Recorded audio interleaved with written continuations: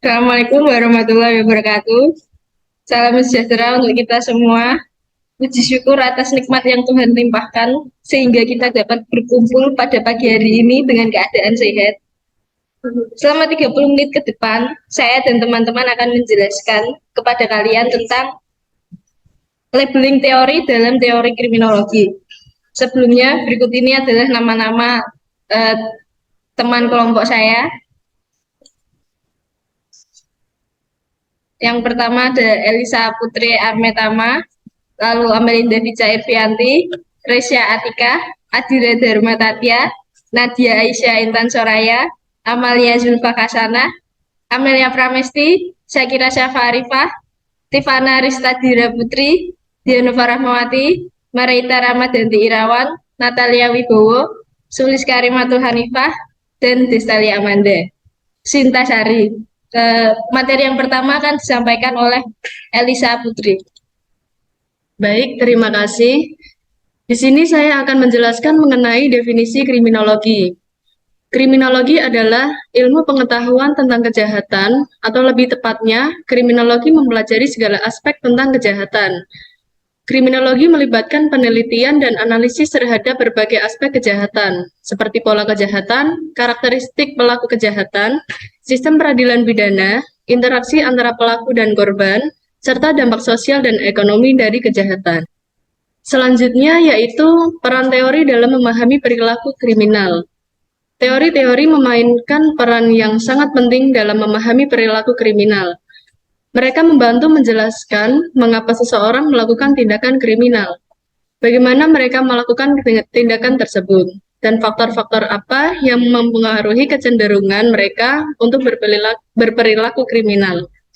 Untuk memahami perilaku kriminal dengan lebih baik, penting untuk melibatkan berbagai teori yang saling melengkapi, seperti teori kontrol sosial, teori strength, teori pembelajaran sosial, dan lain sebagainya. Selanjutnya saya serahkan kepada moderator. Materi selanjutnya akan dibacakan oleh Amelinda Vica. Baik, terima kasih. Saya akan melanjutkan materi selanjutnya, yaitu tentang pengenalan teori labeling. Menurut Edwin M. Lemert, mendefinisikan teori labeling adalah teori tentang seseorang jadi menyimpang karena adanya proses labeling oleh masyarakat. Bisa dikatakan, orang yang mendapat label atau cap dari masyarakat, khususnya yang berkonotasi negatif, akan jadi menyimpang sesuai dengan label tersebut. Labeling dapat berupa julukan, cap, atau etikat yang ditujukan kepada seseorang. Labeling merupakan suatu teori yang muncul akibat reaksi masyarakat terhadap perilaku seseorang yang dianggap menyimpang. Seseorang yang dianggap menyimpang kemudian dicap atau diberi label oleh lingkungan sosialnya. Teori labeling juga menjelaskan penyimpangan, terutama ketika perilaku itu sudah sampai pada tahap penyimpangan sekunder atau second deviance. Selanjutnya saya kembalikan kepada moderator. Materi selanjutnya akan dibacakan oleh Resya Atika. Baik, terima kasih. Saya akan menjelaskan terkait dengan asal-usul teori labeling. Suatu teori pasti memiliki tokoh, baik itu tokoh penemu ataupun tokoh pendukung atau pengembang, tak terkecuali dalam teori labeling. Teori labeling pertama kali dicetuskan oleh Frank Tannenbaum pada 1938, namun dalam pengembangannya dikembangkan oleh Howard Becker 1963, Edwin Lemert 1967, dan Erving Goffman 1968. Teori labeling timbul pada awal tahun 1960-an dan banyak dipengaruhi oleh aliran Chicago. Dibandingkan dengan teori lainnya, teori labeling mempunyai beberapa spesifikasi, yaitu yang pertama, teori labeling merupakan cabang dari teori terdahulu. Yang kedua, teori labeling menggunakan metode baru untuk mengetahui adanya kejahatan. Pada dasarnya, teori labeling dikorelasikan dengan buku Crime and the Community dari Frank Tannenbaum 1938, kemudian dikembangkan oleh Howard Becker, The Outsider 1963, Katie Erickson, Notes on the Sociology of Defiance 1964, Edwin Lemert, Human Defiance, Social Problem and Social Control 1967, dan Edwin Sher, Labeling Deviant Behavior 1971. Sekian, selanjutnya saya kembalikan lagi kepada moderator. Baik, terima kasih Resya. Materi selanjutnya akan dibacakan oleh Adira. Baik, terima kasih. Selanjutnya yaitu tokoh-tokoh utama dalam pengembangan labeling teori. Pada dasarnya, teori labeling dikorelasikan dengan buku Crime and the Community dari Frank Tannenbaum pada tahun 1938. Kemudian dikembangkan oleh Howard Baker, The Outsider pada tahun 1963, K.T. Erickson atau Notes on the Sociology of Deviance 1964, Edwin Lemert, Human Deviance Social Problem and Social Control pada tahun 1967, dan Edwin Scar atau Labeling Deviant Behavior pada tahun 1971. Dari perspektif Howard S. Baker, kajian terhadap teori label menekankan kepada dua aspek, yaitu yang pertama menjelaskan tentang mengapa dan bagaimana orang-orang tertentu diberi cap atau label. Yang kedua, pengaruh atau efek dari label sebagai suatu konsekuensi penyimpangan tingkah laku. Saya kembalikan ke moderator. Terima kasih. Baik, terima kasih Adira. Materi selanjutnya akan dibacakan oleh Nadia Aisyah. Oke, di sini saya akan menjelaskan tentang pengaruh teori sosiologi dan interaksi simbolik dalam labeling teori. Pengaruh teori label terhadap sosiologi dapat dilihat dari beberapa aspek penting. Yang pertama ada identitas dan perilaku, kemudian yang kedua ada stigma dan perstigmatisan, kemudian yang ketiga ada efek jangka panjang, kemudian yang terakhir ada kontrol sosial. Dalam penelitian sosiologi, teori label telah digunakan untuk menjelaskan berbagai fenomena sosial seperti kriminalitas, gangguan perilaku, dan marginalisasi sosial. Kemudian ada pengaruh interaksi simbolik terhadap teori label dapat dilihat melalui berbagai aspek berikut. Yang pertama ada konstruksi sosial, kemudian ada perilaku dan interpretasi, kemudian yang ketiga ada identitas dan presentase diri, kemudian yang terakhir ada proses perstigmatisan. Pengaruh interaksi simbolik terhadap teori label menunjukkan bahwa penandaan sosial bukanlah proses pasif yang diterima begitu saja oleh individu. Sebaliknya, individu terlibat dalam interpretasi dan memberikan makna kepada label tersebut. Selanjutnya, waktu dan tempat saya kembalikan ke moderator. Baik, terima kasih Nadia. Materi selanjutnya akan dibacakan oleh Amalia Zulfa. Baik, definisi dan prinsip teori labeling. Labeling sendiri merupakan suatu teori yang muncul akibat reaksi masyarakat terhadap perilaku seseorang yang dianggap menyimpang. Seseorang yang dianggap menyimpang itu kemudian dicap atau diberi label oleh lingkungan sosialnya. Lalu ada prinsip dasar teori labeling, bahwa perilaku seseorang tidak hanya ditentukan oleh karakteristik individu atau tindakan yang dilakukannya, tetapi juga oleh reaksi sosial terhadap perilaku tersebut. Ketika seseorang melakukan tindakan yang dianggap melanggar norma atau aturan sosial, masyarakat cenderung memberikan label atau stigma kepada individu tersebut. Selanjutnya saya kembalikan oleh moderator. Oke, terima kasih Amalia Zulfa. Materi selanjutnya akan dibacakan oleh Amelia Pramila. Selanjutnya, alasan perilaku kriminologi dianggap sebagai penandaan dalam teori labeling. Beberapa alasan mengapa perilaku kriminal dianggap sebagai penandaan dalam teori labeling adalah sebagai berikut. Yang pertama, stigma. Yang kedua, self-fulfilling prophecy. Yang ketiga, stres dan aliensi. Yang keempat, perubahan identitas. Dalam teori labeling, penting untuk mempertimbangkan peran masyarakat dan sistem peradilan dalam memberikan label pada individu. Teori ini menyoroti betapa pentingnya tidak hanya memfokuskan pada individu sebagai penyebab perilaku kriminal, tetapi juga pada konsekuensi sosial dari label kriminal yang diberikan oleh masyarakat. Selanjutnya saya kembalikan kepada moderator. Baik, terima kasih Amelia Pramesti. Materi selanjutnya akan dibacakan oleh Syakira Syafa. Baik, saya akan membacakan tahap-tahap dalam proses labeling. Proses labeling dalam kriminologi melibatkan beberapa tahap yang dapat dijelaskan sebagai berikut. 1. Identifikasi dan penangkapan. 2. Penyelidikan dan penyidikan. 3. Penuntutan. 4. Putusan pengadilan. 5. Labeling. Penting untuk dicatat bahwa proses labeling tidak selalu berakhir pada tahap putusan pengadilan. Setelah pembebasan, individu yang telah menjalani hukuman pidana juga dapat menghadapi label dan stigmatisasi sosial yang berlanjut dalam kehidupan sehari-hari mereka. Selanjutnya saya akan kembalikan ke moderator. Baik, terima kasih Sakira Syafa. Materi selanjutnya akan dibacakan oleh Tipana Rista. Terima kasih. Saya akan membacakan mengenai penangkapan dan pemberian label dalam konteks proses labeling dapat merujuk pada dua hal yang berbeda, yaitu penangkapan data dan penambahan label pada data tersebut. Yang pertama, penangkapan data. Dalam konteks ini, penangkapan merujuk pada proses mengumpulkan data yang akan diberi label.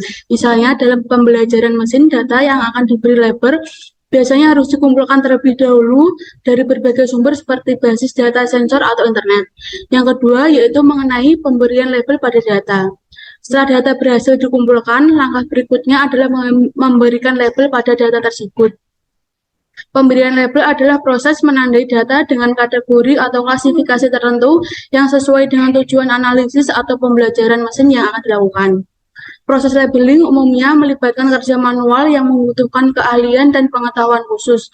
Dalam beberapa kasus, teknik-teknik otomatisasi seperti pembelajaran semi-teralasi atau pembelajaran aktif dapat digunakan untuk membantu dalam pemberian label data. Tujuan utama dari proses labeling adalah menghasilkan dataset yang dapat digunakan untuk melatih atau menguji model pembelajaran mesin agar dapat mengenali pola atau melakukan klasifikasi dengan akurasi yang tinggi. Terima kasih, saya kembalikan ke moderator. Baik, terima kasih Tipana. Materi selanjutnya akan dibacakan oleh Amalia Zulfa. Baik, pada proses peradilan, pada proses labeling. Dalam konteks proses labeling, istilah proses peradilan mungkin merujuk pada proses penilaian atau evaluasi data yang telah diberi label. Berikut adalah beberapa langkah yang mungkin terjadi dalam proses peradilan dalam proses labeling. Yang pertama yaitu pemilihan anotator. Anotator atau labeler adalah individu atau kelompok yang bertanggung jawab memberikan label pada data. Dalam proses peradilan, penting untuk memilih anotator yang berkualitas dan memiliki pemahaman yang baik tentang tugas labeling yang akan dilakukan. Yang kedua yaitu panduan dan instruksi. Sebelum mulai proses labeling, penting untuk menyediakan panduan dan instruksi yang jelas kepada anotator. Yang ketiga yaitu proses labeling. Anotator akan memberikan label pada data berdasarkan panduan dan instruksi yang diberikan. Proses ini dapat dilakukan secara manual atau dengan bantuan alat atau seperangkat lunak yang dirancang khusus untuk tujuan labeling. Yang keempat yaitu verifikasi dan validasi. Setelah labeling selesai, langkah selanjutnya adalah melakukan verifikasi dan validasi terhadap label yang diberikan.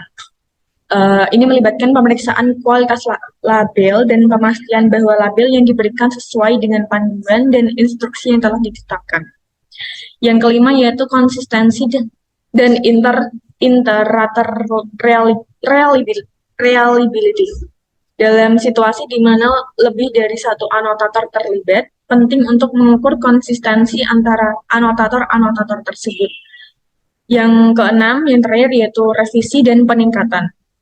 Jika ditemukan kesalahan atau ketidaksesuaian dalam labeling, maka perlu dilakukan revisi dan perbaikan pada label yang diberikan.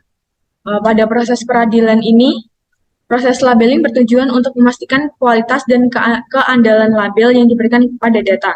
Hal ini penting dalam pembuatan dataset yang akurat dan dapat diandalkan untuk melatih atau menguji model pembelajaran mesin. Selanjutnya saya serahkan ke moderator. Baik, terima kasih Amalia Zulfa. Materi selanjutnya akan dibacakan oleh Adira Dharma Tatya.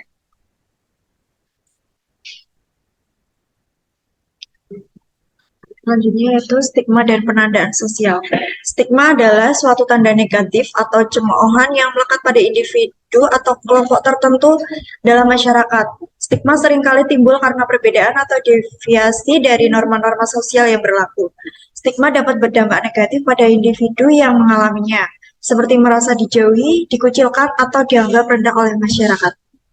Selanjutnya, penandaan sosial atau proses labeling. yaitu ketika seseorang atau kelompok diberi label atau dikategorikan berdasarkan atribut tertentu yang dimiliki, penandaan sosial seringkali terjadi ketika individu atau kelompok diidentifikasi dengan atribut atau karakteristik tertentu, seperti ras, agama, jenis kelamin, orientasi seksual, atau kondisi medis tertentu. Penandaan sosial dapat mempengaruhi persepsi orang lain terhadap individu atau kelompok tersebut, dan juga bisa berdampak pada pengalaman hidup dan peluang sosial yang dimiliki oleh individu tersebut. Saya kembalikan ke moderator. Terima kasih. Baik, terima kasih Adira. Materi selanjutnya akan dibacakan oleh Marita Ramadhanti. Baik, dampak dari penandaan terhadap individu dalam proses labeling. Yang pertama, proses penandaan dapat menghasilkan stereotip dan prasangka terhadap individu yang diberi label. Kedua, proses penandaan dapat mempengaruhi pandangan individu tentang diri mereka sendiri. Yang ketiga, penandaan dapat mempengaruhi peluang dan akses individu ke berbagai sumber daya dan kesempatan. Yang keempat, label yang diberikan kepada individu dapat mempengaruhi persepsi mereka tentang identitas dan jati diri. 5. Penandaan individu juga dapat menyebabkan stigma dan diskriminasi. Ketika individu diberi label yang negatif atau dianggap sebagai bagian dari kelompok tertentu, mereka dapat menghadapi perlakuan yang tidak adil, penolakan, atau stereotip yang merugikan. Baik, saya kembalikan ke moderator. Baik, terima kasih. Materi selanjutnya akan dibacakan oleh Natalia Wibowo. Baik, terima kasih. Di sini saya akan menjelaskan stigma sosial serta penolakan masyarakat dan efek jangka panjang terhadap identitas. Yang pertama, stigma dapat diinternalisasi mengakibatkan perasaan malu dan harga diri rendah, yang dapat lebih memperkuat perilaku menyimpang. Namun, penting untuk dicatat bahwa teori pembelaan tidak deterministik. Individu memiliki kekuasaan dalam merespon label. Beberapa mungkin menolak label yang diberikan kepada mereka, atau bahkan merangkulnya sebagai bagian identitas mereka. Yang kedua, efek jangka panjang. Beberapa mungkin menolak label yang diberikan kepada mereka atau bahkan merangkulnya sebagai bagian dari identitas mereka. Baik, waktu dan tempat saya berikan ke moderator. Baik, terima kasih Natalia. Materi selanjutnya akan dibacakan oleh Sulis. Baik, terima kasih. Saya akan membacakan tentang keterbatasan dan tantangan dalam menerapkan teori labeling. Yang pertama, validitas dan keandalan label. Yang kedua, perilaku lawan. Dan yang ketiga, pengaruh stigmatisme. Pengaruh politik dan penegakan hukum dalam proses penandaan. Yang pertama, bias penegakan hukum.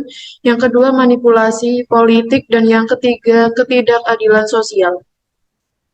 Kritik terhadap teori labeling atau labeling teori melibatkan beberapa aspek, termasuk asumsi dasar teori tersebut, pengaruh politik dan penegakan hukum dalam proses penandaan, serta keterbatasan dan tantangan dalam menerapkan teori ini.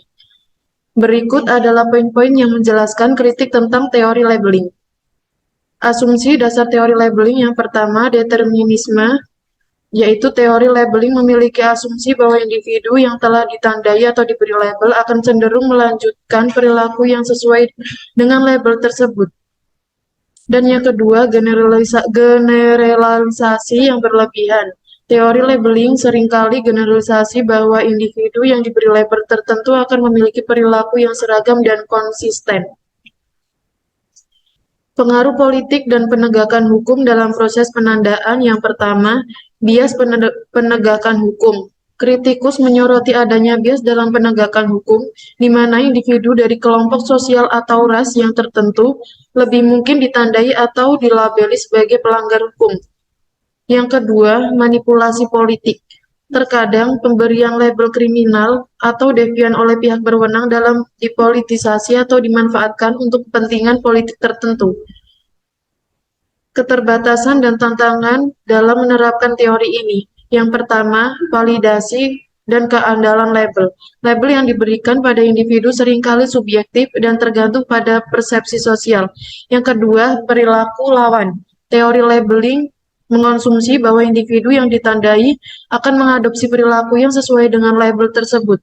Dan yang ketiga, pengaruh stigmatisme. Pemberian label dapat menyebabkan stigmatisme sosial, di mana individu yang ditandai menghadapi stereotip dan diskriminasi.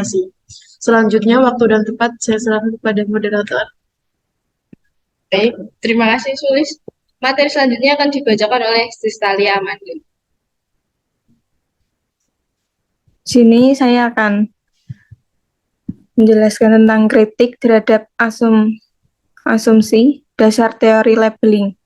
Kritik terhadap teori labeling melibatkan beberapa aspek, termasuk asumsi dari teori tersebut, pengaruh politik dan penegakan hukum dalam proses penandaan, serta keterbatasan dan tantangan dalam menerapkan teori ini. Berikut adalah poin-poin yang menjelaskan kritik terhadap asumsi dasar teori labeling. Yang pertama, determinisme. Yang kedua, generalisasi yang berlebihan. Yang ketiga, kurangnya pemahaman tentang faktor-faktor struktural. Sini ada juga studi kasus dan contoh penerapan labeling. Seseorang yang melakukan tindakan kejahatan pertamanya, seperti mencuri sebuah barang, mungkin akan diberi label sebagai penjahat. Setelah ditangkap dan diadili, label tersebut dapat memiliki efek jangka panjang terhadap individu tersebut. Salah satu kasus nyata teori labeling dalam kasus pembunuhan James Bulger pada tahun 1993 di Inggris. James Bulger adalah seorang laki-laki yang berusia 2 tahun yang diculik dan dibunuh oleh 2 remaja berusia 10 tahun. Setelah kejadian itu, media memberikan perhatian yang sangat besar pada kasus ini. Selanjutnya saya kembalikan kepada moderator. Baik, terima kasih Sistalia Amanda. Materi selanjutnya akan dibacakan oleh Nadia Aisyah.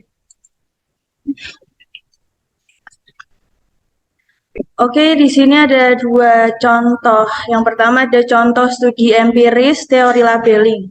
Studi oleh Lemert tahun 1951, Robert Lemert melakukan penelitian tentang deviasi primer dan deviasi sekunder. Ia menemukan bahwa individu yang diberi label sebagai pelaku kejahatan cenderung menginternalisasikan identitas kriminal tersebut dan terlibat dalam perilaku kriminal lebih lanjut. Penelitian ini memberikan dukungan awal terhadap konsep penempelan label dan pengaruh terhadap perilaku kriminal. Kemudian yang kedua ada contoh hasil penelitian terkait teori labeling. Penelitian oleh Matsueda pada tahun 1982, penelitian ini menyelidiki hubungan antar label kriminalitas remaja dan konsekuensi perilaku kriminal. Hasilnya menunjukkan bahwa individu yang diberi label sebagai pelaku kejahatan oleh pihak berwenang cenderung lebih mungkin terlibat dalam perilaku kriminal di masa depan. Penelitian ini mendukung teori labeling kriminologi dengan menyoroti pengaruh label kriminal terhadap perilaku individu. Waktu dan tempat saya berikan kembali ke moderator. Baik, terima kasih Nadia. Materi selanjutnya akan dibacakan oleh Marita Ramadhanti. Baik, dampak teori labeling dalam kebijakan peradilan pidana. Teori labeling juga dikenal sebagai teori penandaan atau teori stigma. Berpendapat bahwa tindakan peradilan pidana tidak hanya memberikan hukuman fisik kepada pelaku kejahatan, tetapi juga memberikan label atau stigma kepada mereka. Dalam konteks kebijakan peradilan pidana, teori labeling dapat memiliki beberapa dampak yang signifikan. Berikut ini adalah beberapa dampak teori labeling dalam kebijakan peradilan pidana. Yang pertama, stigma identitas. Yang kedua, efek dan jangka panjang. Yang ketiga, persepsi masyarakat. Yang keempat, pendorong perilaku kriminal. Baik, saya kembalikan ke moderator. Baik, terima kasih. Materi selanjutnya akan dibacakan oleh Amelinda Vica. Baik, saya akan melanjutkan materi selanjutnya, yaitu peran masyarakat dalam mengurangi stigma dan penandaan sosial. Peran masyarakat sangat penting dalam mengurangi stigma dan penandaan sosial. Berikut adalah beberapa peran yang dapat dimainkan oleh masyarakat dalam upaya tersebut. 1, ada pendidikan dan penyuluhan. Dari pendidikan dan penyuluhan ini, masyarakat dapat berperan dalam memberikan pendidikan dan penyuluhan yang akurat tentang isu-isu yang berkaitan dengan stigma dan penandaan sosial. Yang kedua, ada penghargaan terhadap keberagaman, yaitu masyarakat dapat mempromosikan penghargaan terhadap keberagaman dan membangun budaya inklusif di dalam masyarakat. Yang ketiga, ada kampanye kesadaran, yaitu masyarakat dapat terlibat dalam kampanye kesadaran untuk mengubah persepsi dan sikap terhadap sekelompok kelompok yang seringkali menjadi korban stigma dan penandaan sosial. Lalu ada perubahan sikap pribadi, yaitu setiap individu dalam masyarakat dapat berperan dalam mengurangi stigma dan penandaan sosial dengan mengubah sikap pribadi mereka. Ini melibatkan introspeksi diri dan mengenali prasangka yang mungkin dimiliki dan berusaha untuk memperlakukan semua orang dengan adil dan tanpa prasangka buruk. Lalu ada dukungan dan empati. Masyarakat dapat memberikan dukungan dan empati kepada individu atau kelompok yang mengalami stigma atau penandaan sosial. Dengan memperlihatkan dukungan dan empati, masyarakat dapat mengurangi efek negatif dari stigma dan memperkuat kesejahteraan individu yang terkena dampaknya. Lalu ada alternatif pendekatan dalam sistem peradilan.